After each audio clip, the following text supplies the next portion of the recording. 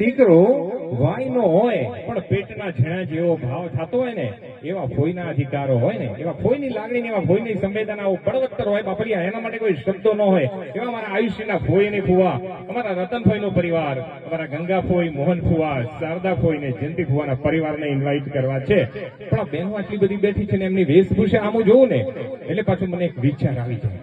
હવે તમે બધા કહેતા હોય તો કહી દઉં આપણી સાદી પટેલોની ભાષામાં કહું તો બૈરોનો લુગરો ચો સુધી નવો કહેવાય, સ્ત્રીના કપડા ક્યાં સુધી નવા.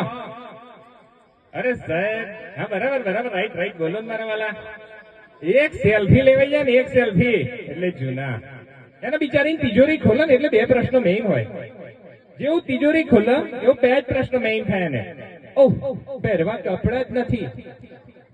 અને બીજો પ્રશ્ન મૂકવા જગ્યાએ નહીં. ઓ મારી વાલી પેલા ભાઈ ના મોથામાં વાળ ઓછા થઈ જાય એની તો તું દયા કર મારી બોન. પણ એમાં મારા ભોઈબાનો પરિવાર આવે હો, એવા પરિવારના પ્રશ્નો તો થતા જ હોય. પણ ઓલા મારા ભાઈની ટી શર્ટ જો કદાચ ગોદડીમાંથી કાઢીને ક્યાંક મૂકી દીધી હોય ને પોતામાં મારા ભાઈના, તો ભાઈલો મારો પાછો કે મારા જેવો હતો. હજુ તો 2 મહિના ચાલી લે ત્યાં ટી શર્ટ કોણે પોતામાં નાખી દીધી. બિચારાને એના કપડા નવા ક્યાં સુધી, જ્યાં સુધી પોતામાં ન જાય ત્યાં સુધી. એવા મારા ભોઈબાનો આશીર્વાદ લેવા છે, એવા પરિવારના ઇન્વાઇટ